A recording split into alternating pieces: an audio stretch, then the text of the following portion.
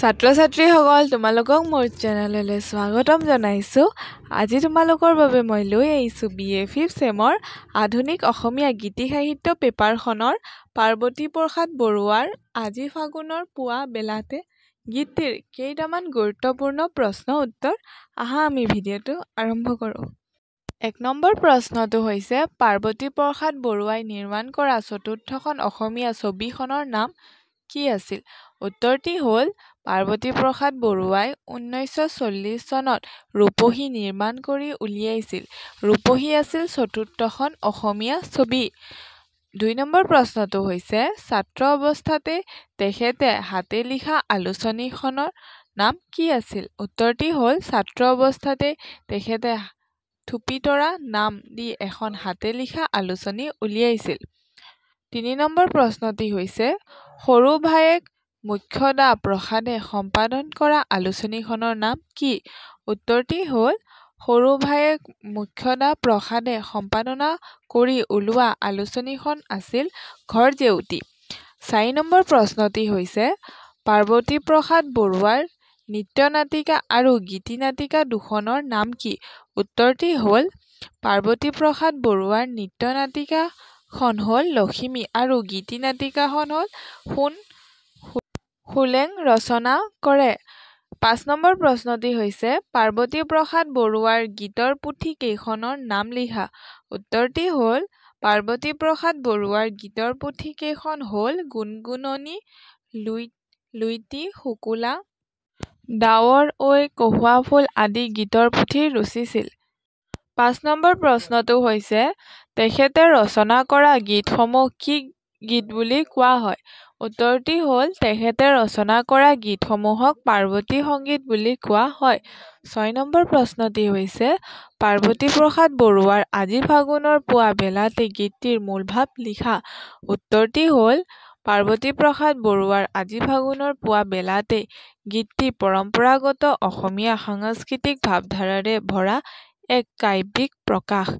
গীতটিৰ নাম শুনিলেই এটি বসন্তকালীন সৌন্দৰ্যৰ ছবি মনত ভাহি আহে। ফাগুন মানেই বসন্ত আৰু বসন্ত মানেই নতুন প্ৰাণ আৰু প্ৰকৃতি পুনৰুজ্জীৱন।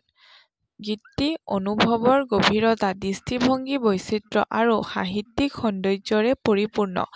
গীতৰ আৰম্ভণিতে গীতিকাৰে ফাগুন মানেই যে উজ্জ্বল পুৱা, সুগন্ধি বতাহ আৰু সৌন্দৰ্যময় পৃথিৱী দিছে, কিন্তু পিছৰ শাৰীতে এনে এটা দৃশ্য আঁকে য'ত প্ৰশান্তি, সৌন্দৰ্য, উজ্জ্বলতা নাই।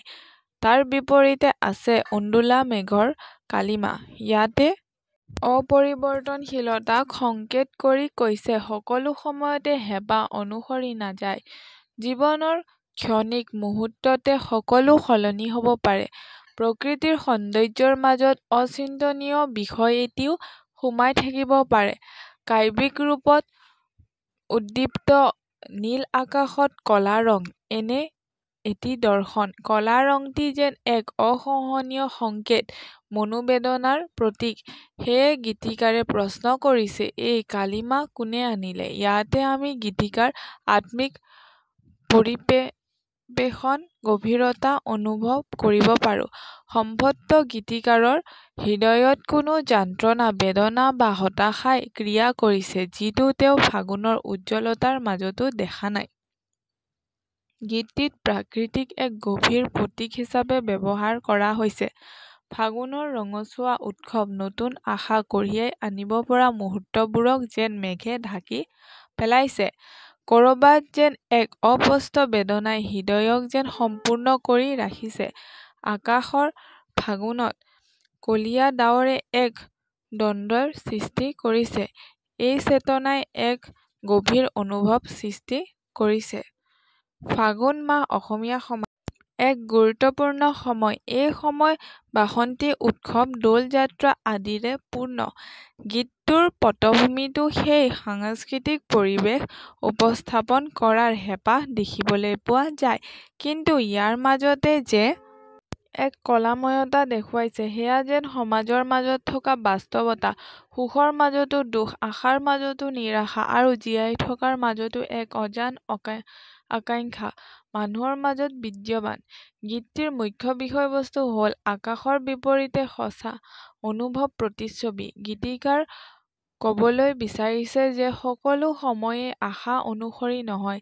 জীৱনত ফাগুন আহে কিন্তু সেই ফাগুনক কেতিয়াবা মেঘে ঢাকি ৰাখে। এই অনুভৱ আজিৰ সময়তো যথেষ্ট প্ৰাসংগিক।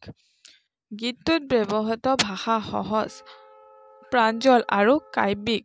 শব্দৰ বাছনিৰ মাজত গভীৰ দাৰ্শনিকতাৰ প্ৰকাশ পাইছে। গীতিকাৰে ভাষাৰ মাধুৰ্য ৰক্ষা কৰি মনৰ গভীৰ ভাৱ প্ৰকাশ কৰিছে। উন্দোলাই আনিলে সানিলে এই শব্দবোৰে গীতৰ তাল মিল সজীৱ কৰি তুলিছে। গীতটিৰ ভাষাৰ উপৰি অলংকাৰৰ নিপুণ প্ৰয়োগ দেখা যায়। উদাহৰণস্বৰূপে কলা ৰং কোনে সানিলে ইয়াত কলা ৰং বেদনা, আশাভংগ বা শোকৰ ৰূপ হিচাপে উপস্থাপন কৰা হৈছে। আকৌ এই কলাময়তা আনিলে কোনে বুলি কৈ প্ৰশ্ন অলংকাৰৰ প্ৰয়োগ কৰিছে।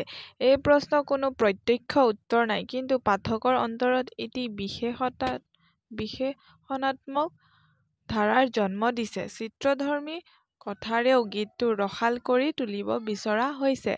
আজি ফাগুনৰ পুৱা বেলাতেই গীতটি অতি চমু যদিও গীতটিৰ প্ৰতিটো পংক্তিত জীৱনৰ দুখ, নিৰাশা, আশা, বাস্তৱতা আৰু সমাজৰ অৱস্থা প্ৰকাশ পাইছে।